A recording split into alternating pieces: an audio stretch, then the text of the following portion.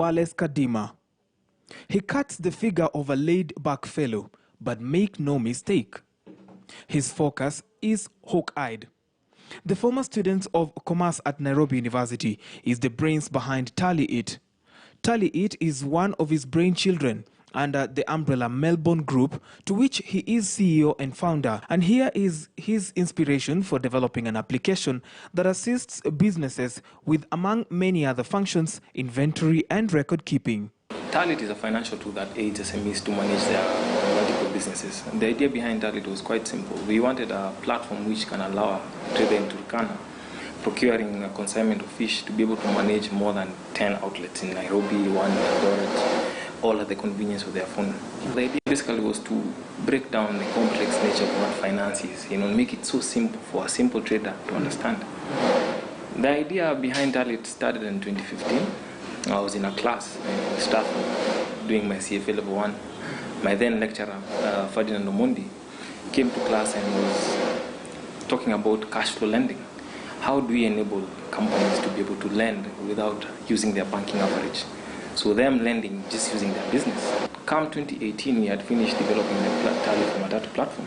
So when you had Renaud Ngala with the director, so standing there looking at how Tally was enabling him to reconcile his transaction, he posted a question, how can you make this platform suitable for all these SMEs over here? So come 2019, the first model was there. And then from 2019 to today, we've been incorporating so many models to be able to allow SME to run the business. Taking advantage of the existing foundations set by Microsoft Excel, Wallace saw an opportunity to make things better. But how exactly do you get to use this application? Currently, we have 35 models running through Tally. The four notable ones that I know that are very paramount to any SME basically is how you keep track of the customer. How do I know Brian or Onyango or Susan, spend this in my shop? It goes as far as showing you how between your wholesale and your retail business, where do you fare on? And the other one basically is how you keep stock analysis. We can show you the track of your stock inventory, from the moment the stock was set up, the moment the stock came out. He intimated that so far 15 businesses have signed up and are active users of the platform. One such business is Lima Integrated Limited. The firm is a distributor for multinational energy and petroleum products manufacturers. We caught up with Susan Wangeshi Maina, the branch manager here. Long ago, I used to use Excel. I had to input the data one by one every night. But at least now, I can be able to reconcile my sales. I can also reconcile my stocks very easily just by the push of a button. We started using it back in 2019 in our first branch in Kawangware. Then slowly as we grew now to our third branch, we are still incorporating Tally It. On a daily basis, I can be able to do my customer analysis. Another really good advantage is the ease of using it. You don't have to be a university graduate to be able to use it.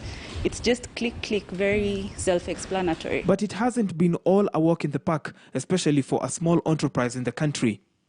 And the first year was all about the app crashing, So the real-time concept wasn't, really working well. So, but come 2020 is when we were able to stabilize the platform, And I can say this: there are customers out there, who are willing to help and support young innovators, companies who really work with us too, As a financial analyst, Wallace has also experienced issues with financial institutions funding SMEs, and he has this to say. I think a major problem with lending to SMEs is data. You see, I can't lend to you if I don't know how much you're worth. And I can't lend to you if I don't know what is your business model. When you go to any bank, they will ask for your banking average because they know about your banking history, and then can be able to pinpoint that. But you see, when you talk about cash lending, basically, I am supposed to be able to see your business. Me as a lender, I'm giving you money. I need to know if I'm giving you 1 million, what are you going to do with this 1 million? We created a feature that basically is called a loan feature that can analyze your business and can be able to show you how much loan you can service in a short and a long term.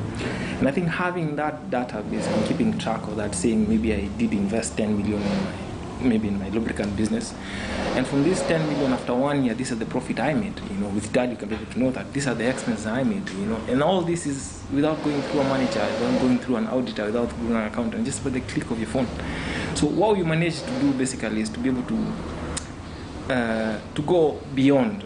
He holds the thought that all lenders should streamline more affordable financing plans to get businesses going on in the country. And finally, to all young budding innovators out there, innovation is hard. That I can lie to you.